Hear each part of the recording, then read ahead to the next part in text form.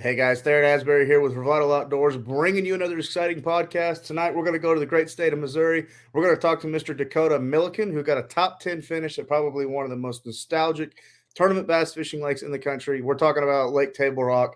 That BFL Ozark Division tournament's coming up this weekend. And then last year, he got a top 10 in the event. So we're going to talk to him about his event last year, what he predicts for this year. I feel like we're going to be talking to a man that's going to be talking about the pre spawn or the spawn. That it's that time of year. The fish are up in the Missouri doing their thing. So very exciting podcast coming your way. Before we get started, as always, make sure you subscribe to our YouTube channel. That way you get notified when all of our content is dropping. Also check us out on Instagram and Facebook. That's Revital Outdoors. And if you've never heard of Revital Outdoors, we're a premium CBD company. We make premium CBD products for all the outdoor enthusiasts. We sell directly on our website. Check us out, www.revitaloutdoors.com. You got our full lineup of CBD products there. We're THC free, made right here in America. Also, check out our pro staff opportunities. If you're an angler out there that's interested in becoming on pro staff with Revital Outdoors, please fill out the application on our website. Again, that's on the pro staff tab.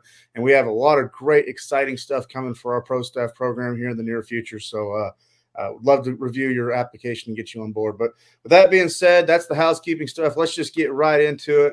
Mr. Dakota Millican, how you doing this evening, bud? I'm doing great. I sure appreciate you guys having me. Absolutely, absolutely. Very honored to have you on our podcast, man. Let's just get right into it. Dakota, last year top 10 finish, Table Rock Lake, a lake that I've got a little bit of history on. I know a lot of tournament anglers. At some point in their career, they fish Lake Table Rock. You can't get away from it. Yep. Really fun lake, a lot of deep, clear water, a lot of big spotted bass and largemouth and smallmouth in that lake. So, Oh yeah. tell us a little bit about your history on Milliken or on Table Rock Lake and what you like about it so much.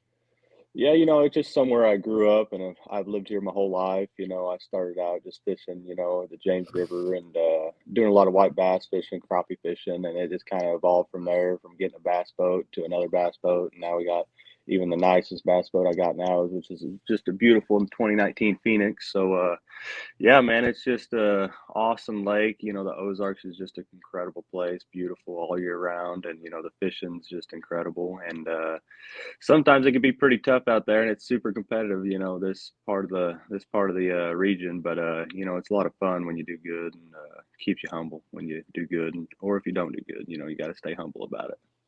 Absolutely. Always got to go out there, have a good time fishing. But I tell you what, being successful, cashing that check, getting that hardware, it just kind of compels you to want to do more. So for Oh yeah, sure. So well, tell us yep. a little bit about last year. I know that the tournament was right around the same time as this year, right around that April mark. I know the fish are kind of pre-spawn moving up. There's going to be a lot of bed fish caught.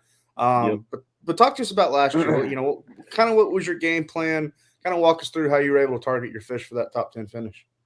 Yeah, so I had quite a bit of practice coming up to the event. I took some time off work, and you know, the day that came around, that Saturday, it was kind of rainy and cloudy and windy, and I had a lot of sight fish found.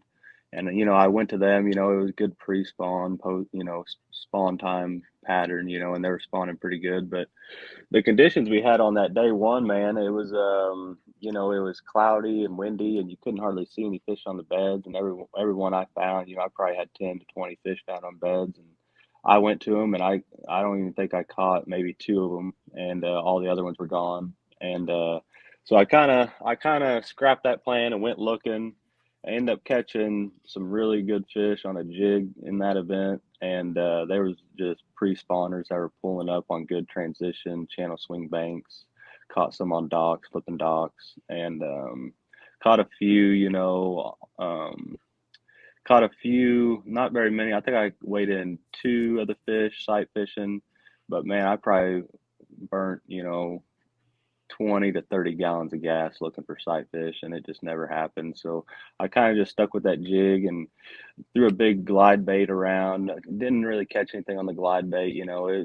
This time of year, I think this event's going to shape up a lot like last year. I mean, it's going to be almost dead on, pretty similar. Maybe just a hair early, maybe like a week or two early, but I feel like it's going to set up a lot like last year. Okay, I got you. Sounds like more or less you were pre-spawn fishing, but you were also just junk fishing, just covering a lot of water, trying to Yeah. find the fish that were reactive. I really am intrigued that you mentioned throwing that glide bait. It seems to me a lot of the lakes in the Ozarks, Table Rock, Truman, like the Ozarks, Grand Lake, and especially like that has docks, anglers can kind of throw that glide bait. You're not going to get a whole lot of bites, but it's something that will show themselves. Oh yeah, yeah. You get a lot of followers, and if you get some followers, some good ones. You're in a good area to throw it. Maybe slow down and throw a jig, and maybe throw a rock crawler. I threw a rock crawler a lot in that event leading up to it. I was Hmm. catching a lot of good fish, but you know, I'd say 70% of the areas I fished, there was so much moss on the bank, you couldn't even throw a crankbait. And even when I was throwing the jig, I was getting moss about every cast, but it was just something you had to deal with this time of year. You get a lot of moss, but you kind of, got to deal with some stuff like that. That moss gets pretty bad this time of year. Absolutely, absolutely. Well, one bet you didn't mention, I got to ask, is it just something that peters out this time of year as we get warmer, warmer days, longer days, all that? Is the Alabama rig? I'm sure guys were throwing it. Is that just something that you didn't have confidence in, or I know a lot of listeners are probably watching this thinking about throwing that. Yeah. What's the factor there?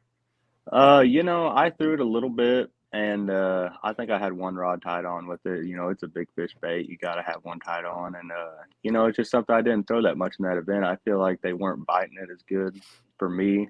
I think they were kind of past that. It was kind of more spawn and pre-spawn, and I don't think they didn't seem like they wanted it that time of year last year. It just something I wasn't really throwing, and I was just more concentrated on throwing that jig because I was catching a lot of really good fish on that jig and that rock crawler. And I threw a swim bait a little bit, but my co-angler actually caught his PB smallmouth on a swim bait first thing in the morning, so that was pretty cool Wow. too. Yep. Yeah, that's absolutely awesome. So, all right, well, cool. Well, based on what you're saying, I take it you didn't really run up the river. You stayed right there in that mid lake, that clear water. I mean, I know that clear water can really, want anglers to escape. But honestly, if you get right in there and you throw that rock crawler or old wiggle wart or jerk bait or swim bait, you can really catch them. Yeah, yeah, absolutely. I stayed, main for the most part, main lake. I stayed in Kimberling to the dam. I didn't go past Ants Creek, and I didn't go past probably the 86 bridge there, and up at the dam. But yeah, the main lake I like fishing it just because it's got the most consistent water temperature, and in the river arms it really fluctuates, and river arms they got a lot further along, when it comes to the spawn. And I'm not saying it's a bad idea to run up there because you get away from a lot of the crowds. And I will say in that event, I fished around Kimberling for a good portion of the morning, and a lot of the spots were ate up with people, obviously. So Mm-hmm. I ended up Mm-hmm. kind of making long run towards the dam and ended up finish my day up there and kind of work my way back. Barely made Right. it back because I blew that alternator belt in my boat motor, so that was kind of crazy. Right, right, right. Kimberly Sitting to me, it's kind of the history I've seen it as. It's full of a bunch of the spotted bass in the lake. It's a numbers place. You can go there and you can catch the limit pretty quickly. Yeah. Yeah, it's probably my favorite part of the lake. It's just there's a lot of things you could do there, and Mhm. it's a place I have a lot of confidence in, and that's just what you got to do is you got to fish with confidence, and have go out there and have fun. Right, right, right. So, well, changing gears a little bit, we talked about last year. Obviously, great tournament for you. You seemed like you really had a good pattern dialed in, junk fishing, but throwing a different variety of baits, successful in all of them. What do you predict for this year? I mean, I know the weather's been a little bit different. Seems like you guys have had a colder winter this year, not as much rain. I've also heard reports that the lake's a little bit low. So, what do you predict for this year versus last year? I would say it's gonna shape up a lot, pretty similar. I'm looking at the forecast right here. It looks like it's gonna be pretty cold for a few days, come Saturday, but after Saturday, Sunday, Monday, Tuesday, it's going to get in the 70s. So I think it's going to hit it pretty good, man. I think it's going to shape up a lot like last year, but maybe just a week or two early compared to last year. But I think there'll be a lot of spawners, and there'll be a good majority of pre-spawners out there, and it's gonna really show out. I really believe. Right, right. Well, last question before we let you go. What about in terms of a co-angler? You said last year your co-angler caught his personal best smallmouth. Table Rock Lake is kind of a co-angler friendly place. You can catch a lot of Yeah. fish, doing a lot of variety of different things. What would you do as a co-angler in this event? You know, you got to be pretty versatile with a co-angler. It kind of depends on what the pro does, but you know, when it comes to catching numbers of fish, you can't go wrong with a Ned rig. You can't go wrong with a swim bait. You can't go wrong with a jig. And you know, you got to be pretty versatile. You got a shaky head would work good. And you know, depending kind of how he's fishing, you know, fishing behind him, you could throw a jerk bait behind him. You know, if you're fishing, you know, channel swing banks, fishing docks, you know, you could throw a jig, Ned rig behind him. You know, you just got to be pretty versatile. But I think the main thing when it comes to, you know, fishing out the back of the boat, you got to throw what you got confidence in and just stick with it.